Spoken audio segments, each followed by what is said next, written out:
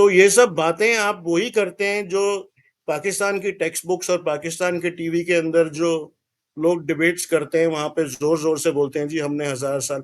आपने क्या, आप घोड़े पे आए थे? आप घोड़े पे आए थे क्या बाबर के साथ? आप यहीं के हिंदू हैं। ख्वाजा मोइनुद्दीन मोइनुद्दीन चिश्ती और निजामुद्दीन औलिया का नाम बहुत लेते हैं लोग, पर ये नहीं जानते कि मोइनुद्दीन चिश्ती जी मोहम्मद गौरी के लिए लड़े थे और निजामुद्दीन औलिया अलाउद्दीन खिलजी के लिए लड़े थे। सर, आपको कुछ अंदाजा है कि डायरेक्ट एक्शन डे में कितना खून बहा हिंदुओं का? मुसलमानों का खून नहीं बहाया गया था सर, ये हिंदुओं का खून बहाया गया था।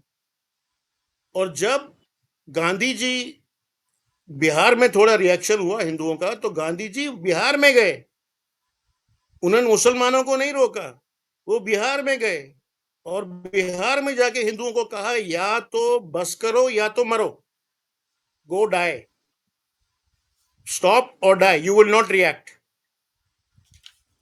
तो ये कौन सा क्या सिखाना चाहते थे जिन्ना साहब?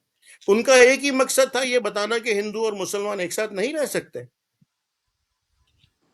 तो ये एक मुस्लिम सुप्रेमिसिस्ट आइडिया था, जहां पे आप एक प्लेबिसाइट कहते हैं सिर्फ मुसलमान वोट करेंगे, उसके बाद जब आप 1920s में 14 डिमांड्स करते हैं तब कहते हैं कि भाई मुसलमानों को स्पेशल कोटास दो।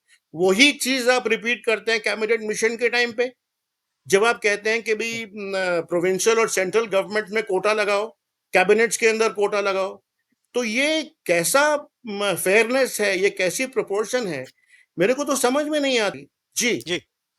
अच्छा सोहेल साहब, आप जी, आप कुछ पॉइंट्स मेरे पास हैं, आप फिर कंक्लूड कीजिएगा। थोड़ा मुझे जवाब दे लेने दीजिए।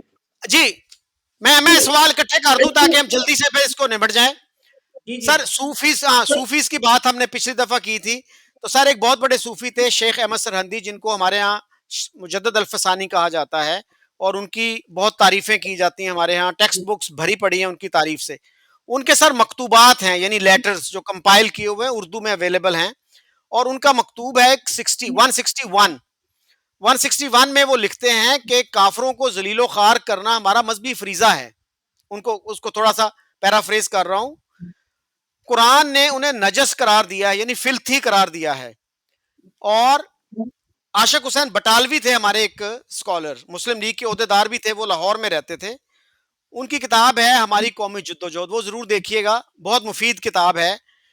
और उसमें उन्होंने यही बात की है जो अभी चेतन जी कर रहे थे कि 1944 में हमें सब कुछ वो मिल रहा था जो हमें 47 में इतनी कत्लो गारत के बाद मिला। तो पता नहीं क्यों जना साहब ने वो ऑफर कबूल नहीं की। जी, अब आप कंक्लूड कीजिएगा। जी, अभी चेतन भाई ने बात किया डायरेक्ट एक्शन की मोहम्मद अली जिन्ना की तरफ से, और कलकत्ता में जो राइट्स हुए थे, कम्युनल राइट्स हुए थे, उसमें दोनों जानवर का बहुत ज़्यादा नुकसान हुआ था। इसको कैबिनेट मिशन प्लान जो था उसके पर्सपेक्टिव में समझने की ज़रूरत है। Sir, cabinet mission plan simple ये था, उसमें यूनाइटेड इंडिया की बात की गई थी, सिंगल डोमेन की बात की गई थी, ठीक हो गया, और उसमें और सेपरेट इलेक्टोरेट्स की बात की, और सूबों को 3 सेक्शंस में तकसीम कर दिया गया था। बात सिर्फ ग्रुपिंग्स में तकसीम करके ये हुई थी कि एक कॉन्स्टिट्यूट असेंबली बनेगी, ठीक हो गया जी, और एक अबूरी हुकूमत बनेगी। कॉन्स्टिट्यूट जो है वो कॉन्स्टिट्यूट असेंबली कॉन्स्टिट्यूशन नया बनाकर नए इंतखाबात करवाएगी। उसके बाद स्टेट्स को ये राइट दिया जाएगा कि जो स्टेट चाहे वो ग्रुपिंग में से अलग हो जाए। अब इसकी इंटरप्रिटेशन जो है नेहरू साहब ने और मोहम्मद अली जिन्ना ने इस प्रपोजल को कबूल कर लिया था। ये हिस्ट्री का हिस्सा है कि कैबिनेट मिशन प्लान को मोहम्मद अली जिन्ना ने कबूल कर लिया था, लेकिन जुलाई 2046 नेहरू साहब की जो स्टेटमेंट थी, उन्होंने कहा जी कि हम 1946 जो ग्रुपिंग है उसके बॉन्ड नहीं होंगे। तो वो जो उनकी स्टेटमेंट थी, उसके बाद मोहम्मद अली जिन्ना ने उसको फैसला किया कि बात को नहीं मानेंगे और उन्होंने उससे विदड्रॉ कर लिया। एक तो ये हो गया।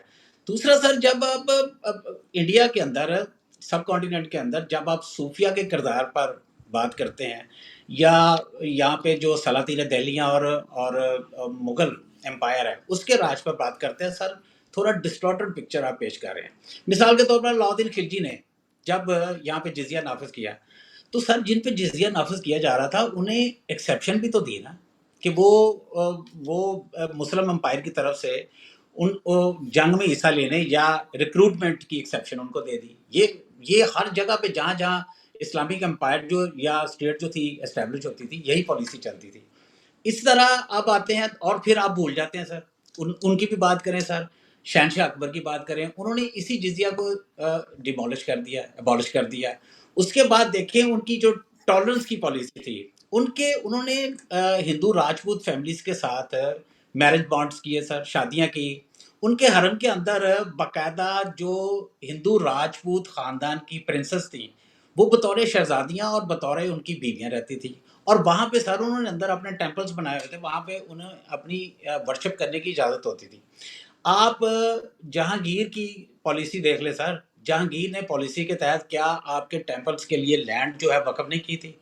और क्या यही जो शहनशाह अकबर था, इसने क्या इबादत खाना नहीं बनाया सर, जहाँ पे सारे मज़ाहिब को उसने बुलाकर तो वहाँ पर एक बाकायदा डिबेट का अरेंजमेंट किया और सबकी बातें वो सुनता था। और मुझे मैं फिर वही बात करने लगा हूँ सर, देखिए अकबर द ग्रेट जो है उसको सिर्फ एक आपका जो राजपूत खानदान था, वो राजा क्या नाम था चौधरी साहब, राजा सॉरी राणा सांगा और उसकी फैमिली, सर उन्होंने सिर्फ रेजिस्ट किया, बाकी सब ने तो उनके साथ अलायंस किए। और उनकी आप देखें फौज के अंदर, उनकी एडमिनिस्ट्रेशन के अंदर जो बड़े बड़े हिंदू राजा थे, वो वहाँ पे उनका वो ऑफिस होल्ड करते थे। आखिरी बात सर, जब आप सूफिया की बात करते हैं ना, सूफिया के जरिए इस्लाम जो है ना, वो स्वर्ड के जरिए नहीं फैला सर यहाँ पे, वो आपके कास्ट इज्म जो था ना, जो आपका कास्ट का निज़ाम था, उसने फैलाया सर। आपका जो कास्ट हिंदू था, बड़ी जात का हिंदू सर, वो मुतासब रहा है। चेतन भाई आप मुतासब नहीं है, वो मुतासब रहा है सर। और जो छोटी जात का हिंदू है, दलित जिसकी आप बात कर रहे हैं, अंबेडकर सर जो डॉक्टर था सर, आपको पता है वो उसने सेपरेट इलेक्ट्रोड का मुतालबा उसका भी था। और जो कम्युनल अवार्ड जब हुआ है तो उसमें तो सर सिखों ने भी, क्रिश्चियंस ने भी, मुसलमानों ने भी, और जो एंग्लो यहाँ पे अंग्रेज थे उन्होंने भी, एंग्लो इंडियन से थे, और उसमें आपकी जो दलित थे उन्होंने भी सर सेपरेट इलेक्टोरेट, और वो मान लिया गया था। उसके बाद गांधी साहब ने सर भूख हड़ताल कर दी थी, और फिर जाके डॉक्टर साहब को मनवाया कि जनाब आप इस मुतालबे से पीछे हट जाएं, हम आपको मैक्सिमम देते। सर आखिरी बात, जो यहाँ पे सूफिया का इस्लाम है ना सर, वो फैला है सर उनकी तालीमात से। उन्होंने यहाँ पे आके लोकल नॉर्म्स के लिए रिस्पेक्ट, ट्रेडिशंस के लिए रिस्पेक्ट पैदा की सर। उनका उनका मैसेज जो था वो पीस का था सर, लव का था। उन्होंने यहाँ पे आके सर दरगाहें बनाई हैं, वहाँ पे सर उन्होंने महफिल समा के वो जो थे जारी की हैं। यहाँ पे उन्होंने लंगर का निज़ाम बनाया सर, एक प्रेइंग मैट होता था, वहाँ बैठ के सर वो खाना खाते थे, और वहीं बैठ के सर वो इबादत करते थे, वहीं बैठकर महफिल समा की महफिल होती थी। और जब आपका दलित जो है या छूत जो है, जब वो सर इसको देखता था तो वो कहता था कि ये तो बिल्कुल ही और तरह का सिस्टम है, यहाँ पे तो इक्वालिटी की बात हो रही है सर, यहाँ पे तो ब्रदरहुड की बात हो रही है, यहाँ तो प्यार और मोहब्बत की बात हो रही है। जबकि मेरा जो कास्टिज्म है, जो मेरा हिंदू इज्म का जात पात का निज़ाम है सर, उसमें तो अगर मैं किसी बड़ी जात के हिंदू को टच कर देता हूँ तो वो अछूत हो जा वो पलीद हो जाता है। मेरे बच्चे जो हैं उनके स्कूलों के अंदर पढ़ नहीं सकते, हम एक कुएं से पानी नहीं भर सकते। तो सर वो सोर्ड के जरिए नहीं यहाँ पे इस्लाम फैला है। यहाँ पे अगर सोर्ड के जरिए इस्लाम फैला होता, तो जैसे आपने चेतन भाई मुझे अभी कहा कि मैं तो कन्वर्ट, मेरे तो बाज़ कन्वर्टेड थे, तो क्या वो सूफिया की इन तालीमात से मुतासर होकर कन्वर्ट हो गए थे? आप मुझे बताएं। वो जी कन्वर्ट इसलिए हुए थे कि उन्हें उन्हें उन्हें सूफिया की तालीम ने मुतासर किया था, और वो बेजार थे किससे? अपने जात पात के निज़ाम से। जी। अच्छा सुहेल साहब, दो तीन चीजें क्विकली। एक तो आपने जात पात की बहुत बात की, तो सर जात पात के खिलाफ सूफिया का मैसेज इतना पावरफुल था, तो आज मुसलमानों में इतनी जात पात क्यों है? Even a man like sir Syed Ahmad Khan could not rise above it. वो भी ये कहते थे ये जो तालीम मैं दे रहा हूं ना, ये अपर क्लास मुस्लिम्स के लिए है, जो लोअर क्लास मुस्लिम्स हैं वो जो ट्रेडिशनल तरीका है ना वो काफी है। इवन औरतों की तालीम के भी वो खिलाफ थे। तो अजलाफ और अशराफ की जो तकसीम है ना उसी दौर की है।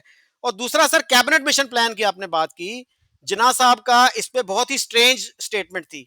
16 मई को ये अनाउंस हुई थी कैबिनेट मिशन प्लान, 22 मई को जिना साहब ने इसको कंडेम किया कि जी it has negated our demand for independent Pakistan by using exploded arguments.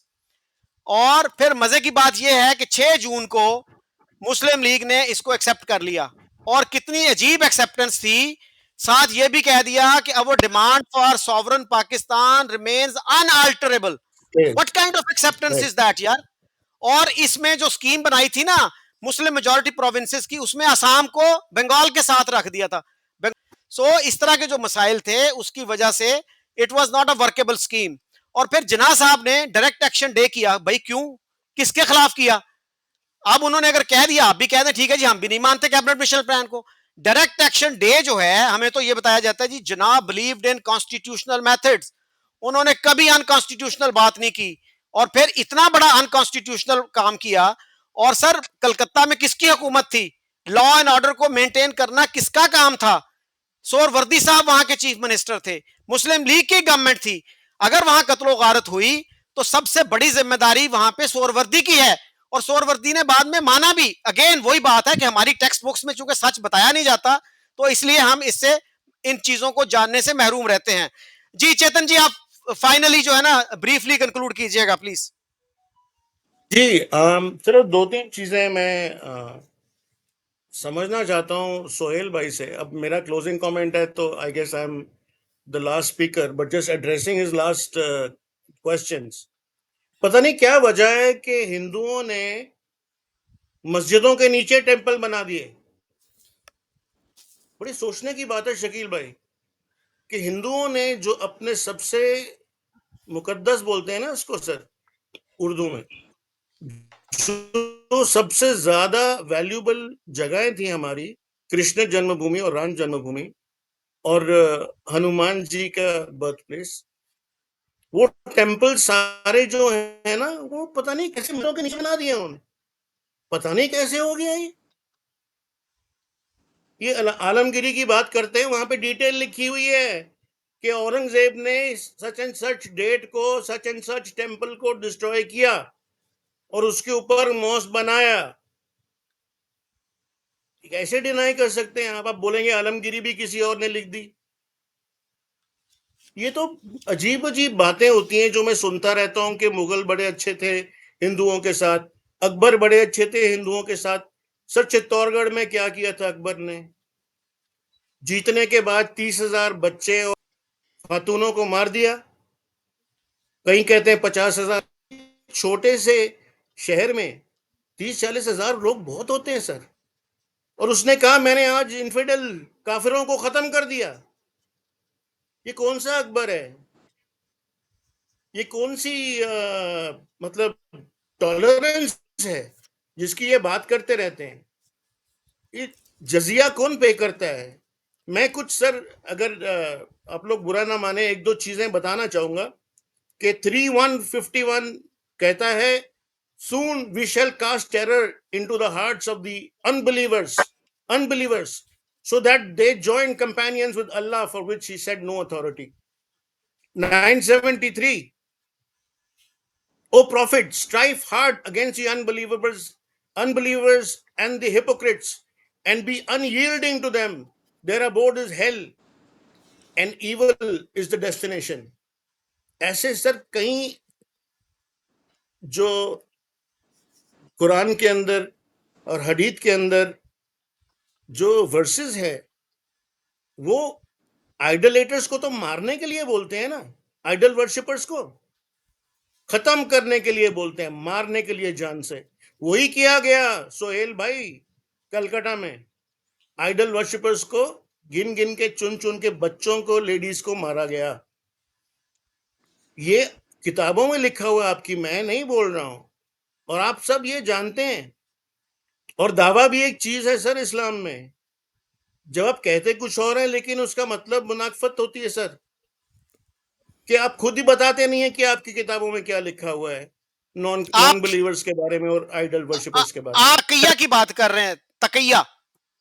हाँ, तकिया और दावा, दावा में इनविटेशन देते हैं उनको टू जॉइन इस्लाम, और तकिया के अंदर वो एक्सक्यूज यूज करते हैं कि भाई हमारे इस्लाम में ऐसा कुछ नहीं है, इट्स मुनाफिकत बोलते हैं इसको। ये तो प्रैक्टिसेस है सर इस्लाम की, मैं किसी रिलीजन को डिमीन नहीं करना चाहूंगा, लेकिन इस तरह से बोलना कि मुसलमानों ने और सूफियों ने कोई नुकसान नहीं किया क्योंकि इस्लाम टॉलरेंट है, ये तो सरासर झूठ है सर। क्योंकि आपकी किताबों में लिखा गया है कि दारुल इस्लाम बनने का मतलब है कि आपको मुसलमान की ही कैलिफेट एस्टैब्लिश करनी पड़ेगी। वही जिन्ना ने करी और वही पाकिस्तान का अंत होगा अगर वो अपनी थिंकिंग को चेंज करके टू नेशन थ्योरी को डिस्ट्रॉय करके एक नया देश बना नहीं लेते हैं जिसके अंदर रिलीजन का कोई रोल ना हो। क्योंकि जो रोल शाह वलीउल्लाह ने लिखा था, जो आज तक फॉलो हो रहा है आपकी किताबों के अंदर, उसके अंदर शरीयत का हो जाना जरूरी है, उसके अंदर तालिबान का बनना जरूरी है, क्योंकि इस्लामिक कैलिफेट में यही होता है। तो आप मुझे बोल रहे थे उस दिन सोहेल भाई कि अगर आप ध्यान ना करें आपके अंदर से एक और पाकिस्तान बन जाएगा। मैं आपको बता रहा हूं सर कि आप ध्यान ना करें तो आपके पाकिस्तान के टुकड़े हो जाएंगे, क्योंकि जो लोग एक्सट्रीम फॉर्म ऑफ शरीयत, बिल्कुल लिटरल ट्रांसलेशन ऑफ द शरीयत लाने की कोशिश करेंगे पाकिस्तान में, वही लोग आज आपके पाकिस्तान को डिस्ट्रॉय कर रहे हैं सर। वही लोग आपके मॉडरेट्स, लिबरल्स और इंटेलेक्चुअल्स को टारगेट कर रहे हैं। वही लोग आपकी आर्मी को डिस्ट्रॉय कर रहे हैं, अटैक कर रहे हैं और कह रहे हैं कि शरीयत का आप निजाम लेके नहीं आए हैं, आप मुर्तद हैं, क्योंकि आप कलमा बोलते हैं लेकिन आप दारू पीते हैं। तो मैं तो यही कहूंगा सर कि हमको सच्चाई पे आना चाहिए और रियलाइज करना चाहिए कि टू नेशन थ्योरी एक बहुत रेडिकल, अगर आप वलीउल्लाह साहब के पास चले जाएं और अब्दुल वहाब के पास चले जाएं, एक बहुत रेडिकल टीचिंग से निकला हुआ सोच है। और वो सोच जो है वो हमको छोड़ देना चाहिए, चाहे इंडिया के लोग हो चाहे पाकिस्तान के लोग हो। सर जितने मुसलमान पाकिस्तान में उतने ही मुसलमान इंडिया में हैं, रह रहे हैं, ठीक है, खुश है, कोई नहीं दौड़ रहा पाकिस्तान में। तो ये सोच बिल्कुल गलत है। और सिर्फ मुसलमान नेशन नहीं है, जैसे मैंने कहा तमिल भी नेशन है, बंगाली भी नेशन है, कश्मीरी भी नेशन है, पंजाबी भी नेशन है, सब को एग्जिस्ट कर सकते हैं सर।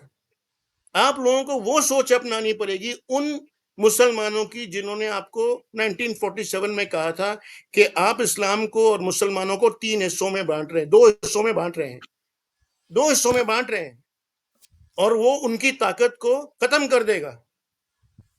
और इस्लाम में ऐसा कहीं नहीं लिखा कि मुस्लिम और नॉन मुस्लिम को एग्जिस्ट नहीं कर सकता। अगर आप लोग उस सोच के अंदर नहीं जाएंगे और वही वलीउल्लाह वाली सोच को लेकर चलते रहेंगे तो आप पाकिस्तान का, मेरे हिसाब से, मैं बुरा नहीं चाहूंगा किसी का, लेकिन पाकिस्तान का अंत वही होगा जो तालिबान चाहते हैं सर, क्योंकि सोच वही है। आप सोहेल साहब आप जवाब दीजिए, लेकिन एक सवाल का अभी तक जवाब नहीं आया कि क्या आप समझते हैं कि two nation theory is still valid? इसका भी जवाब दीजिएगा, बाकी भी प्लीज ब्रीफली। सर देखिए, अभी ये बार बार सिंगल आउट कर रहे हैं शाह वलीउल्लाह साहब को। शाह वलीउल्लाह साहब पाकिस्तान के अंदर एक कंट्रोवर्शियल पर्सनैलिटी हैं। वो पाकिस्तान में, to my point of view, वो जो सूफीज़्म है उसको ट्रूली रिप्रेजेंट नहीं करते। शाह वलीउल्लाह साहब की पूरी हिस्ट्री है, वो अहमद शाह अब्दाली साहब को खतूत लिख लिख कर बुलाते रहे, और जब वो दिल्ली पर हमलावर हो रहे थे तो फिर उन्होंने अपना एक नुमाइंदा उनके पास भेजा कि भाई आप जब दिल्ली पर हमलावर हो रहे हैं तो मेरे घर की निशानदेही कर लें, इसको ज़रा बचा लें, बाकी ठीक है, आप जो करना चाहते हैं कर लें। तो वो कोई ऐसी हमारी नुमाइंदगी नहीं करते, ना इस्लाम की नुमाइंदगी करते हैं, ना ना वो हकीकी तौर पर सूफीज़्म की नुमाइंदगी करते हैं, और मेरे वो बिल्कुल भी आइडियल नहीं। सॉरी फॉर इंटरप्शन सोहेल साहब, हमारी टेक्स्ट जी बुक्स में शाह वलीउल्लाह को एक रिस्पेक्टेड और एडमायर्ड फिगर के तौर पे पेश किया जाता है। बरेलवी या और देवबंदी, सर बरेलवी, देवबंदी, अहले हदीस, सब उनका एहतराम करते हैं, और शिया भी उनको कंडेम नहीं करते, to the best of my knowledge. तो सर सर आप जो हैं, you are a microscopic minority if you don't agree with him, if you don't admire him. जी प्लीज। सर शबीर अहमद उस्मानी साहब भी आपने अभी बताया कि बहुत ज़्यादा करीब थे मोहम्मद अली जिन्ना के, लेकिन मोहम्मद अली जिन्ना की सोच में शबीर अहमद उस्मानी का पाकिस्तान की स्टेट के अंदर कोई रोल नहीं था। उनका जितना किरदार था उसको पर्सपेक्टिव में समझें आप, उलमाए देवबंद हिंद के पर्सपेक्टिव में, कि उनको उनके लिए एक, उनके खिलाफ एक काउंटर फोर्स के तौर पर वो उनके क्लोज एड थे। अगर समझते हैं उनका कोई कॉन्स्टिट्यूशनल या कोई पॉलिटिकल रोल था तो वो मोहम्मद अली जिन्ना की सोच के हद तक कोई नहीं था। सर जो आप बार बार बात कर रहे हैं कि कुछ वाकयात का कि हिंदुस्तान की हिस्ट्री के अंदर मुगल एम्पायर में शहनशाह अकबर ने हिंदुओं के खिलाफ ये किया या उसके बाद औरंगजेब आलमगीर ने, सर देखिए मुसलमानों की राज एस्टेब्लिश होने से पहले यहाँ पर आपकी 4 बड़ी डायनेस्टीज बनी है। मौर्य डायनेस्टी बनी है, गुप्त डायनेस्टी बनी है, हादशाह डायनेस्टी है और एक चोला जो सौदरण। सर मुझे ये बताएं कि वो जब उनकी डायनेस्टीज में, उनके राज में जब लोग रिबेल करते थे और रिबेलियंस होती थी, रिवॉल्ट्स होती थी, तो वो किस तरह से बिहेव करते? सर वो कुचल देते थे। पॉलिटिक्स के सर अपने तकाजे होते हैं। जब शहनशाह अकबर की आप बात कर रहे हैं कि वो एक मखसूस तराई में एक मखसूस कार्रवाई कर रहे थे मिलिट्री, तो उनके पेश नज़र से उनकी रिवॉल्ट होती थी सर, रिवॉल्ट को कुचल दिया जाता है। ख्वाह आप हिंदू, आपने एक राज बनाया हुआ है, आपका राज जो है वो मुस्लिम राज है, इस्लामिक राज है या अंग्रेज़ों का राज है, उन्होंने सर रिबेलियंस के साथ सेम सलूक ही होता है हर जगह पे। एक सर आखिरी बात वो जो थी कि सर मैं डायरेक्ट जैसे सर देखें गांधी साहब ने नॉन कोऑपरेशन मूवमेंट भी यहाँ पे चलाई है इंडिया के अंदर, क्विट इंडिया मूवमेंट भी चलाई है, उसमें भी बहुत वायलेंस हुआ है। मोहम्मद अली जिन्ना ने सर जब डायरेक्ट एक्शन का ऐलान किया था तो उन्होंने ये नहीं कहा था कि ये वायलेंट होना चाहिए, इसमें कम्युनल रायट्स होने चाहिए, हिंदुओं और मुसलमानों को एक दूसरे, वो एहतजाज करने के लिए जा रहे थे। और एक जमहूरी तर्ज अमल में एहतजाज ही जो होता है, जो आपने रिकॉर्ड करवाना होता है, और वो सिर्फ इसलिए था कि वायसराय ने उनके साथ ये प्रॉमिस किया था कि ये जो कैबिनेट मिशन प्लान की प्रपोजल्स हैं, अगर कांग्रेस इसको एक्सेप्ट नहीं करती है या आप नहीं करते हैं तो फिर हम आप पे इम्पोज करेंगे। मोहम्मद अली जिन्ना ये महसूस कर रहे थे कि उनको बेट्रे किया गया है वायसराय की तरफ से और नेहरू की तरफ से, कि उन्होंने उसकी एक नई इंटरप्रिटेशन लेकर आ गए हैं, वो ग्रुपिंग्स को नहीं मान रहे हैं और वो कह रहे हैं कि जो इलेक्शन है उससे पहले जो ग्रुपिंग में से स्टेट जो है वो बाहर आ सकती है। तो इसके ऊपर फिर मोहम्मद अली जिन्ना साहब से वो बहुत ज़्यादा डिसअपॉइंटेड हो गए, डिसल्यूजनड हो गए और फिर उन्होंने डायरेक्ट एक्शन जो था उसका हुक्म दिया था। और उसका कतई मकसद ये नहीं था कि वो वायलेंस चाहते थे या कम्युनल राइट्स चाहते थे। ये बाद में अगर हो गए तो ये उनकी ख्वाहिशात या उनके हुक्म के बिल्कुल ताबे नहीं था, उनके बिल्कुल अगेंस्ट था। अच्छा सोहेल साहब, उसमें बात यह है कि वहां पे गवर्नमेंट किसकी थी, रिस्पॉन्सिबिलिटी किसकी बनती है कि जब आपकी गवर्नमेंट है, आपका you have to go out of your way to ensure that there is no disturbance, there is no riot, there is no killing. तो आप कैसे आप उसको बरी उस जिम्मा करार दे सकते हैं? आपकी गवर्नमेंट है भाई, इसका मतलब है आप अपनी जिम्मेदारी कबूल नहीं कर रहे।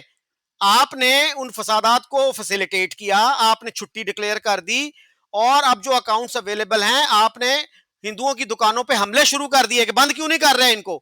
भाई अगर कोई बंदा अपनी मर्जी से दुकान बंद नहीं कर रहा, who are you to force him to close his shop? और सर बाकी जगहों पे क्यों नहीं ये फसाद हुआ? वहीं पे हुआ जहां मुस्लिम लीग की गवर्नमेंट थी। गांधी जी की एक बात सुनाना चाह रहा हूं सोहरवर्दी के रेफरेंस से। शोरश काश्मीरी हमारे एक बड़े मशहूर जर्नलिस्ट थे, चटान के एडिटर थे वो कहते हैं जी मेरी बड़ी दोस्ती थी सोहरवर्दी साहब से और एक दफा वो कहने लगे कि मेरी 2 ख्वाहिशात हैं। तो मैंने कहा जी क्या ख्वाहिशात हैं? उन्होंने पहले टाल मटोल की, फिर मैंने इसरार किया तो उन्होंने कहा मेरी एक ख्वाहिश ये है कि मैं पाकिस्तान का वजीर आजम बनूं। उन्होंने कहा आपकी दूसरी ख्वाहिश क्या है? उन्होंने कहा कि दूसरी मेरी ख्वाहिश ये है कि हमारे लोग इतने टॉलरेंट हो जाएं, वो सच सुनने के लिए तैयार हो जाएं और मैं एक प्राइम मिनिस्टर के तौर पर एक जलसा आम में उनको गांधी की वो तस्वीर दिखा सकूं जो हम सियासी मसलहतों की वजह से छुपाते रहे हैं। उसने कहा जी क्या आप गांधी जी की अजमत के कायल हो गए थे?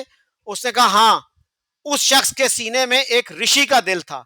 ये सोहरवर्दी साहब कह रहे हैं, जिन्होंने फिर बाद में अफसोस का भी इजहार किया, अपनी गलती का एतराफ भी किया। और गांधी जी कलकत्ता गए, जिन्ना साहब क्यों नहीं गए कलकत्ता? वहां तो मुस्लिम लीग की गवर्नमेंट। वहां पे अफसोस का इजहार करते हैं कि जी हमारी गवर्नमेंट ने सुस्ती की, काहली की, अपनी जिम्मेदारी पूरी नहीं की। मुझे अफसोस है उस पर, मैं कंडेम करता हूं उसको। और सर उससे मार्च में 47 में रावलपिंडी में फसादात शुरू हो गए थे। कहूटा में एक बहुत ही खौफनाक वाकया हुआ था, फ्रीडम एट मिडनाइट में उसकी तफसील देख लीजिएगा। हिंदुओं सिखों को एक बड़ी सी हवेली में जमा करके उनको जिंदा जला दिया गया। माउंट बैटन वहां पे गया, जिन्ना साहब नहीं गए, न लियाकत अली खान गए, क्योंकि उनको तो यह था कि जितने ज्यादा फसादात होंगे हमारा केस ज्यादा मजबूत होगा कि हम अलहदा कौम है, हमारे नहीं रह सकते इकट्ठे। It suited there exactly. Purpose. जी चेतन जी प्लीज कंक्लूड कीजिएगा जल्दी से। सर कह रहे थे कि शबीर जी जिन्ना साहब के ऊपर इन्फ्लुएंस नहीं था उनका। मैं इनको बताना चाहूंगा कि उस्मानी साहब 500 और रिलीजियस लीडर्स के साथ एक्टिवली कैंपेन किया था कॉमन मुस्लिम लोगों की सेंटिमेंट्स को कन्वर्ट करने के लिए in the favour of the Pakistan movement. In fact some leaders in Punjab, British India and NWFP who were earlier supporting All India Congress then were made to change their view and become active advocates for the movement of Pakistan. जैसे मैंने कहा कि उन्होंने दो बहुत important ideas दिए थे।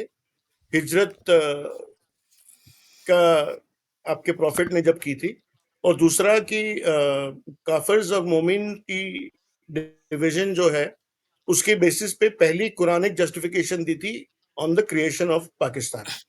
तो मैं समझ नहीं सकता कि ये इंसान, इनका कोई इन्फ्लुएंस नहीं था।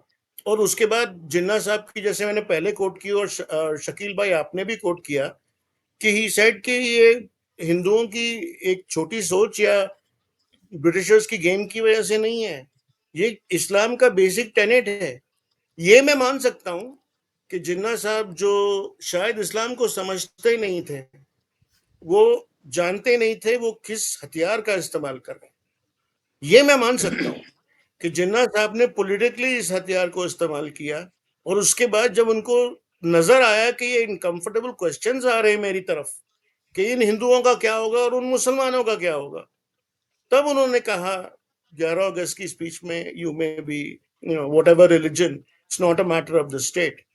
पर याद रहे सर, जो मैंने उस दिन भी बताया था कि उसके बाद उनका इंटरव्यू था मार्गरेट बुर्कवाइट के साथ यूएस में, जहां उन्होंने क्लियरली कहा था कि हम डेमोक्रेसी को 1400 साल से चला रहे हैं इस्लाम के अंदर, और वही इस्लामिक डेमोक्रेसी को हम पाकिस्तान में भी चलाएंगे। तो मेरे ख्याल से वो 11 अगस्त की स्पीच के बाद उनको बोला गया था कि इस तरह की बातें आप ना करें, ये मैटर ऑफ स्टेट नहीं है कि हिंदू हो या मुसलमान हो, और उनको चुप कराया गया था उस स्पीच के बाद, क्योंकि दोबारा उन्होंने ऐसी बात कभी नहीं करी सर, एक बार भी नहीं। तो शबीर अहमद उस्मानी साहब का जो इन्फ्लुएंस था ना, वो ऑब्जेक्टिव्स रेजोल्यूशन में जाहिर हुआ मार्च 49 में। और हालांकि ऑब्जेक्टिव जो स्टेट का होता है वो आप स्टेट बनाने से पहले जाहिर करते हैं, बाद में नहीं करते, 1.5 साल बाद या 2.25 साल बाद। और उस पर भी बहुत हमारे जो लिबरल्स हैं बड़ा एतराज करते हैं कि इसमें जो है जो नॉन मुस्लिम मेंबर्स थे सब ने इसके खिलाफ वोट डाला। और आपको पता है सर उस वक्त कितने लोग थे टोटल असेंबली के जो लोग थे, देवर अबाउट 70 से भी शायद ज्यादा थे, और उनमें से 21 ने इसके हक में वोट दिया था इफ आई रिमेंबर करेक्टली। और जना साहब ने सर 11 अगस्त वाली तकरीर में तो दो कौमी नजरिए को खैरबाद कह दिया, लेकिन अक्टूबर में रॉयटर्स के नुमाइंदे को उन्होंने, जब रॉयटर्स के नुमाइंदे ने क्वेश्चन किया टू नेशन थ्योरी के हवाले से, तो उन्होंने कहा two nation theory is not a theory, it's a fact. तो आखिर में सर मैं आपसे फिर वही रिपीट करूंगा क्वेश्चन, आप जिसको आंसर नहीं कर रहे, कि is the two nation theory still valid, क्या समझते हैं आप इसको? बाकी बातें भी आप कर लीजिए, इसका भी जवाब दीजिए प्लीज। सर सबसे पहले तो चेतन भाई ने जो कहा है या आपने निशानदेही की है कि 46 के अंदर जो डायरेक्ट एक्शन का हुक्म दिया था मोहम्मद अली जिन्ना ने, कलकत्ता में जो कम्युनल राइट्स हुए, उसमें अगर सोहरवर्दी साहब का वही किरदार है, ये मैंने वैसे पढ़ा नहीं है लेकिन मैं आपकी बात मान के चलता हूँ कि अगर वो किरदार है कि उन्होंने फ्री हैंड दिया मुसलमानों को, उसी तरह से जिस तरह से गुजरात के अंदर मोदी साहब ने बतौर चीफ मिनिस्टर दिया था, तो मैं कंडेम करता हूँ, मैं सोहरवर्दी साहब को कंडेम करता हूँ इसके लिए। उन्हें ऐसा नहीं करना चाहिए था। दूसरा सर, ये अभी आप फरमा रहे थे, बार बार चेतन भाई फरमा रहे हैं कि मौलाना शबीर अहमद उस्मानी साहब के हवाले से वो बार बार हिजरत का भी हवाला दे रहे हैं हजूर पाक सल्लल्लाहु अलैहि वसल्लम की। तो सर ये मुझे तो नहीं पता कि मोहम्मद अली जिन्ना ने उनका इन्फ्लुएंस लिया या नहीं लिया, लेकिन मुझे ये ज़रूर पता है कि खिलाफत मूवमेंट के दौरान यही सेम आर्गूमेंट जो है वो गांधी जी ने मौलाना जो अली बरादरान थे उनको दिया कि आप यहाँ से मुसलमानों को हुक्म दें कि एहतजाजन जो है वो माइग्रेट कर जाए, और वो माइग्रेट करके तो अफ़गानिस्तान चले जाए। और मुसलमानों ने उनकी नसीहत पर अमल करते हुए बिल्कुल उसी तरह से यहाँ से माइग्रेशन की।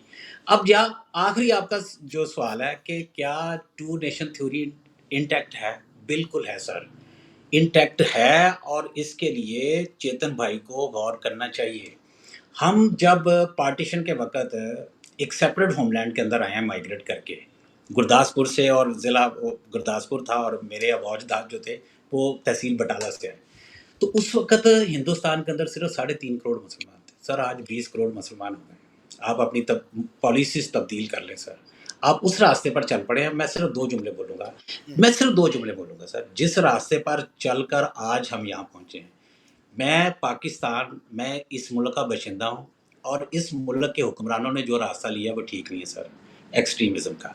हम यहाँ पे मैं यहाँ पे आप चेतन भाई आप इस बात के गवाह हैं कि मैं यहाँ पर कितने अरसे से स्ट्रगल कर रहा हूँ और कितने खतरात में सेकुलरिज्म के लिए।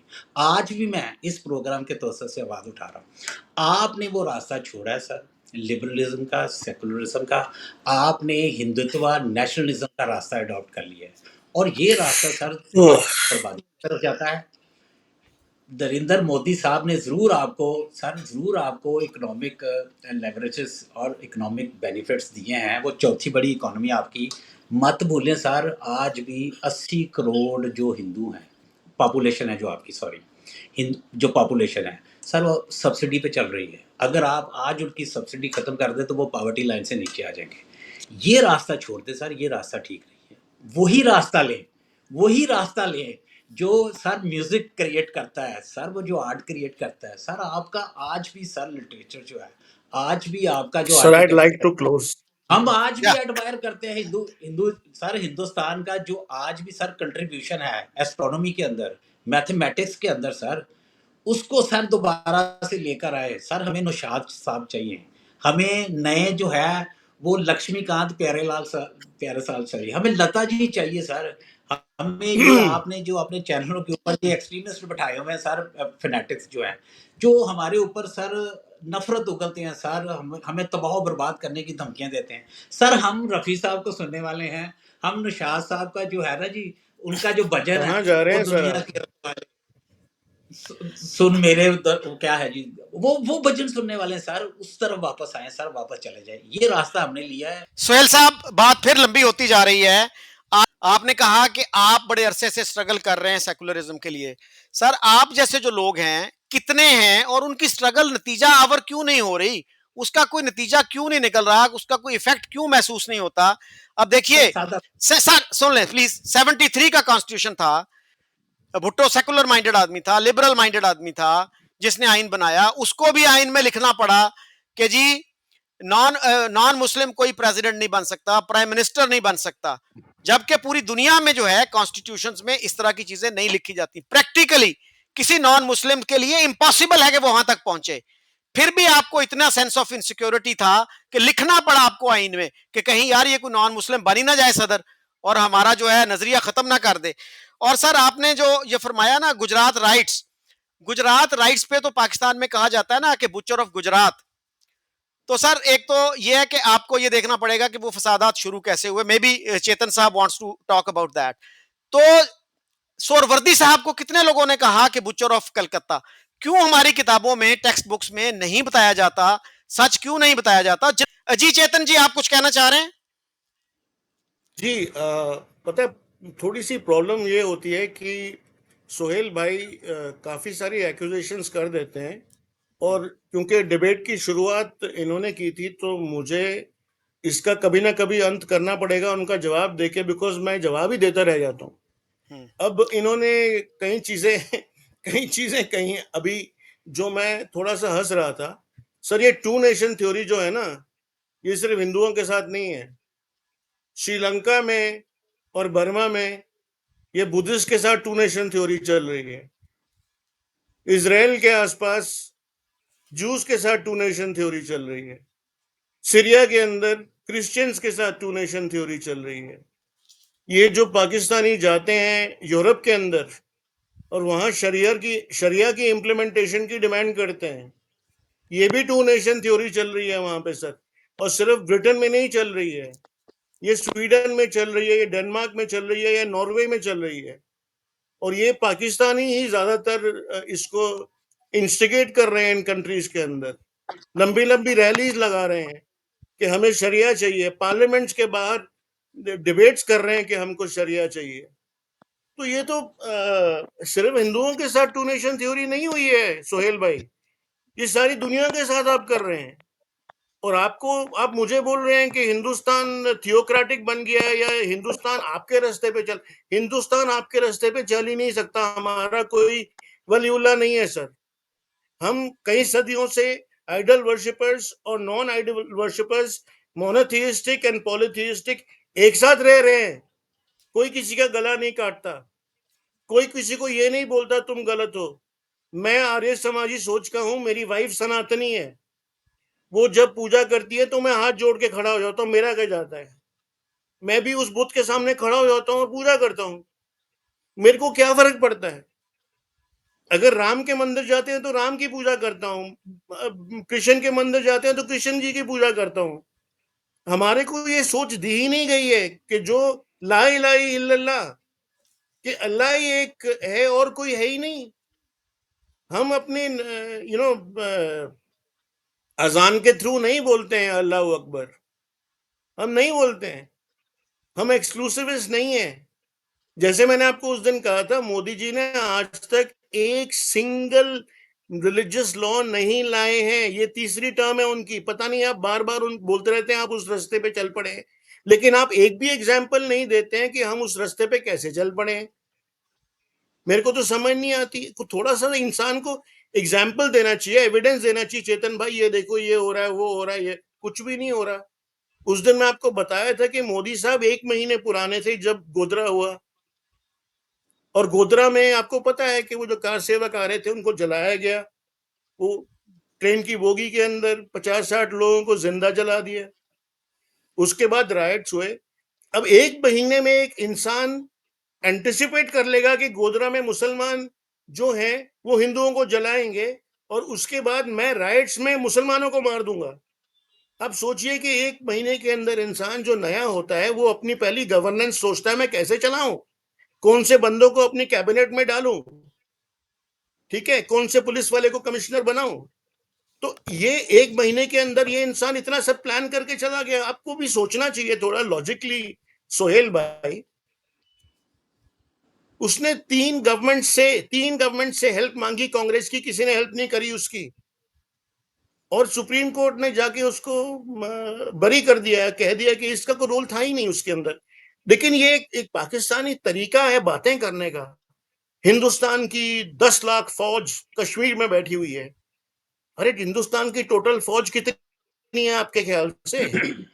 हिंदुस्तान की टोटल फौज 12 से 14 लाख है।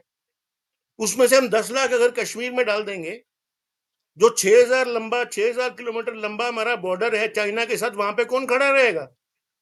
जो नीचे राजस्थान का बॉर्डर है, गुजरात का बॉर्डर है, वहां कौन खड़ा रहेगा? पंजाब के बॉर्डर पे कौन खड़ा रहेगा? और वो इतनी बड़ी कोस्ट लाइन है इंडिया की, वहां कौन खड़ा रहेगा? अजीब बातें करते हैं। 2 लाख कश्मीरी मार देते हैं, मार दिए आपने। अरे यार कोई एविडेंस दो, कोई प्रूफ दो। ये सब बातें मैं सुनता आ रहा हूँ, और ये बातें सारे पाकिस्तानी रिपीट करते रहते हैं, लाइक वो कहते हैं ना, वो टॉयज होते हैं जो चाबी लगाओ और वो बोलता जाएगा, बोलता जाएगा, बोलता जाएगा, बोलता जाएगा।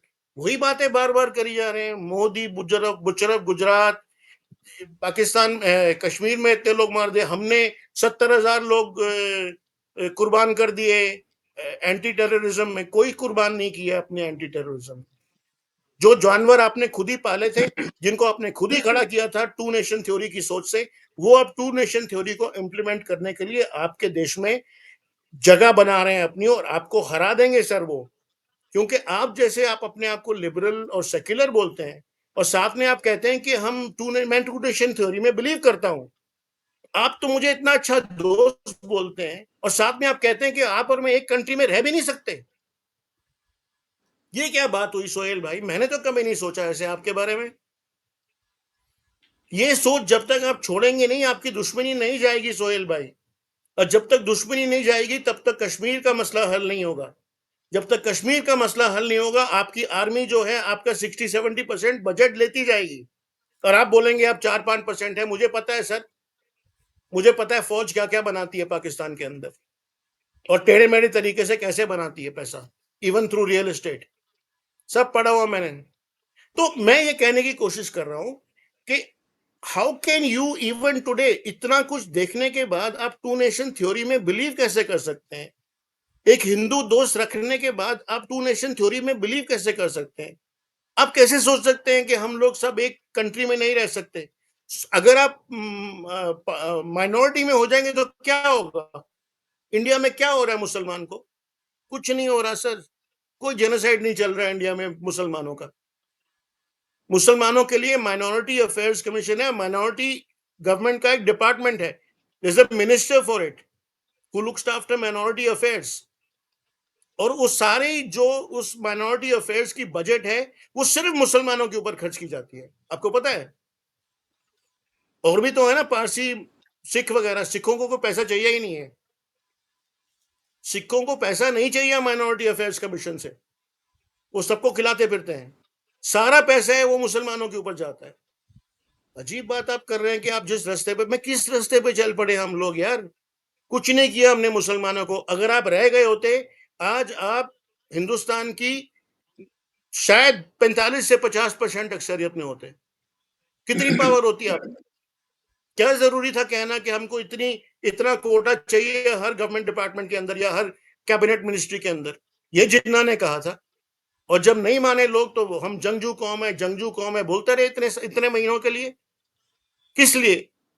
डराते रहे सबको, और जाके फिर डायरेक्ट एक्शन डे किया। आप कहे, अरे सोचो, डायरेक्ट एक्शन डे इसलिए किया क्योंकि वो दिखाना चाहते थे कि हिंदू और मुसलमान दो कौमें हैं, एक साथ नहीं रह सकती, और वो कहीं भी किसी को बचाने नहीं गए। गांधी जी गए थे और गांधी जी जाके हिंदुओं को रोका रिएक्ट करने से। कहां गांधी जी, कहां जिन्ना सर, कोई कंपैरिजन ही नहीं है। गांधी जी तो इतना ज्यादा प्रो, वो कहते थे कि अगर ये खिलाफत की मूवमेंट के अंदर मुसलमान आपको मारते हैं तो आप सोचिए कि आपका अंत जो है वो एक नए इरा को लेके आएगा, एक नई खिलाफत को लेके आएगा, जिसके लिए दुनिया बेहतर होगी उसकी वजह से। तो वो इस तरह सोच रहे हैं, और एक जिन्ना साहब जो कह रहे हैं हम आपके साथ रह नहीं सकते।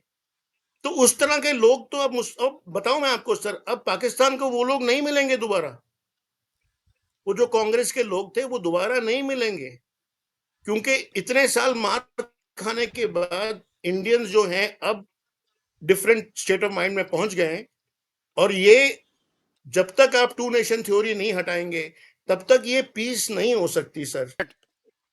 सुहेल साहब, ये बड़ी इंटरेस्टिंग बात है कि आप कांग्रेस के दौर को एडमायर करते हैं, उसको अप्रिशिएट करते हैं, और आयरनी ये है कि हमारी टेक्स्ट बुक्स में आज तक बीजेपी के खिलाफ कोई नफरत नहीं है, सारी नफरत कांग्रेस के खिलाफ है, नेहरू के खिलाफ है, गांधी के खिलाफ है। तो इसके खिलाफ जो है आपने प्रोटेस्ट किया, पाकिस्तान के लिबरल्स ने प्रोटेस्ट किया कि वो जो दौर था वो कितना अच्छा था, उस वक्त हमने कभी क्रेडिट नहीं दिया उसको। आज हमारे कुछ लोग कह देते हैं, इमरान खान जैसे, कि जी ये गांधी का इंडिया नहीं है, ये नेहरू का इंडिया नहीं है, लेकिन उस वक्त कभी क्रेडिट नहीं दिया हमने। हमने यही कहा कि जी ये गांधी जो है ये तो डिक्टेटर है, ये तो मुसलमानों को क्रश करना चाहता है, कांग्रेस तो मुसलमानों की जानी दुश्मन है, और अगर कांग्रेस इतनी अच्छी थी तो सर पार्टीशन की जरूरत क्या थी? तो ये जो तजादात हैं, और सर बीजेपी ने 11-12 साल हो गए अब उनको, उससे पहले भी उनकी कुछ गवर्नमेंट रही, तो उन्होंने अब तक हिंदू रिपब्लिक ऑफ इंडिया क्यों नहीं नाम डिक्लेयर कर दिया? हमने तो Islamic Republic of Pakistan declare कर दिया। और उन्होंने क्यों नहीं कॉन्स्टिट्यूशन में लिख दिया कि प्रेसिडेंट और प्राइम मिनिस्टर के लिए हिंदू होना जरूरी है? तो सर ये जो चीजें हैं, क्या हम थोड़ा सा अपना मुहासबा करेंगे, अपनी इंट्रोस्पेक्शन करेंगे कि हम उनसे आगे हैं, आज भी आगे हैं, वो हमारे से आगे नहीं हैं? जी सर। सर, पाकिस्तान के सिलेबस में आपने भी जिक्र किया है कि कांग्रेस के हवाले से काफ़ी ज़्यादा तासुब पाया जाता है और ये पढ़ाया जाता है। सर देखिए, बीजेपी जो तो है वो तो आई है अभी 90s के एंड में इक़्तिदार में, इससे पहले तो बीजेपी का कोई ऐसा जिक्र भी नहीं था, तो इस वजह से होता है। दूसरा, अभी चेतन भाई ने कहा है कि 10 लाख अफवाज जो हैं वो रखी हुई हैं सरहदों की हिफाजत के लिए कश्मीर में। वैसे मेरे नॉलेज में 7 लाख थी, करेक्शन के लिए शुक्रिया।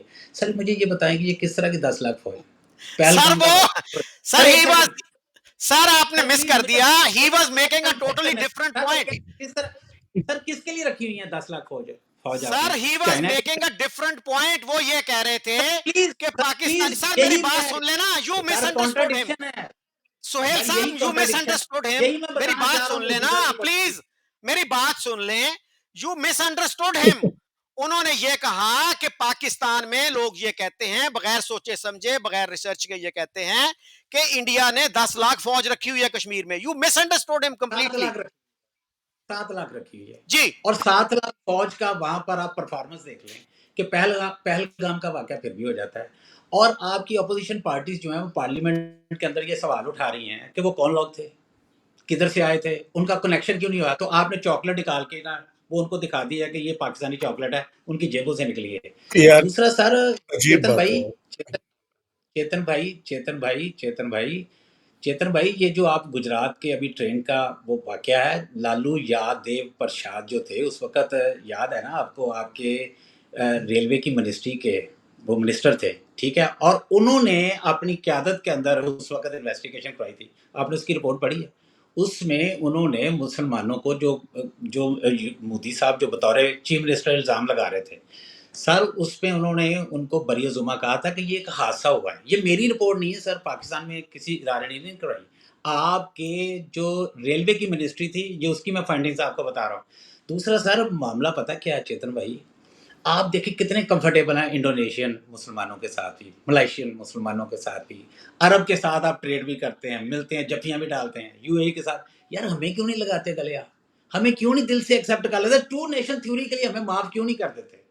माफ कर दें हमें। अब ये एक इंडिपेंडेंट सेपरेट होमलैंड बन चुका है सर, हम एक अच्छे हमसायों की तरह दोनों मुल्क क्यों नहीं रह सकते सर? पीसफुल को एग्जिस्टेंस क्यों नहीं सीख सकते आप? चेतन भाई, ये मैं मीडिया पर बैठकर, छोटा सा शहर है मेरा, आपको पता नहीं है यहाँ लोग जो है उनका रवैया, मैं आपको दावत दे रहा हूँ मेरे घर आए, मैं आपके आने से पहले आपकी तमाम रिक्वायरमेंट्स के मुताबिक आपकी इबादत का, आपकी पूजा पाठ का, आपके खाने का, आपकी जो कल्चरल रिलीजियस रिक्वायरमेंट्स हैं सर, मैं पूरे करूंगा। ये है इस्लाम सर। मैं मुसलमान हूँ सर, मैं सेकुलर मुसलमान हूँ, और जो इस्लाम का ट्रू मैसेज है वो है भी यही। लेकिन ये मैं मानता हूँ कि पाकिस्तान के अंदर जो इस्लाम या पाकिस्तानियत जो है वो प्रैक्टिस हो रही है, सॉरी टू से, चौधरी साहब समझते हैं इस बात को, मैं और चौधरी साहब उससे एग्री नहीं है सर। ये बिल्कुल गलत है।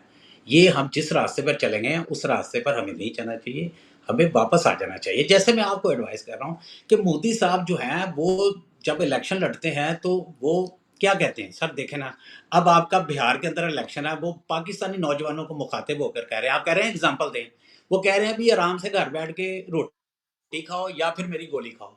एक ये मिनट। देखिए यार, ये आप दुनिया की सबसे बड़ी डेमोक्रेसी है, चौथी बड़ी इकोनॉमी है सर दुनिया की। जी आपका प्राइम मिनिस्टर जब ये लैंग्वेज सारी इस्तेमाल करता है और आप फिर मुझसे एग्जांपल्स मांगते हैं कि वो एक्सट्रीमिस्ट नहीं है, वो हिंदुत्व नेशनलिस्ट नहीं है, वो फनेटिक नहीं है, कोई एग्जांपल दें। सर एग्जांपल साहब मैं देने पर आऊंगा तो चौधरी साहब से मेरी रिक्वेस्ट है कि मोदी साहब पर एक प्रोग्राम रख लें अगला, तो उसमें हम सिर्फ कश्मीर और मोदी साहब पे बात करेंगे, और मैं आपको बताऊंगा कि वो आपको कहां से उसने लेकर चला है और किस तरफ लेकर आ गया और आगे कहां लेकर जा रहा है। एक तो सुहेल साहब ने कहा कि इनडायरेक्टली शायद उन्होंने ये कहा, और पाकिस्तान में बहुत से लोग कहते हैं कि इंडिया ने आज तक पाकिस्तान को तस्लीम नहीं किया।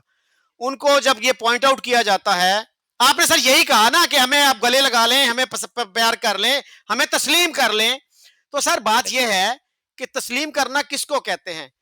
Doesn't India have an embassy in Islamabad? Doesn't Pakistan have an embassy in Delhi? तो तस्लीम करना क्या होता है? और गले लगाने का जहां तक ताल्लुक है sir, air marshal Asghar Khan जैसा एक रिस्पेक्टेड मिलिट्री ऑफिसर, वो ये कहता है कि जितनी भी जंगें हुई पाकिस्तान ने स्टार्ट किया उनका, छोटा मुल्क होने के बावजूद जितने पंगे पाकिस्तान ने लिए किसी ने नहीं लिए। और सर आपको पता है 1955 में इंडिया के रिपब्लिक डे पे उनका चीफ गेस्ट कौन था? पाकिस्तान का governor general Ghulam Mohammad was the chief guest. 65 में जंग से पहले उनके रिपब्लिक डे पे कौन था मेहमान?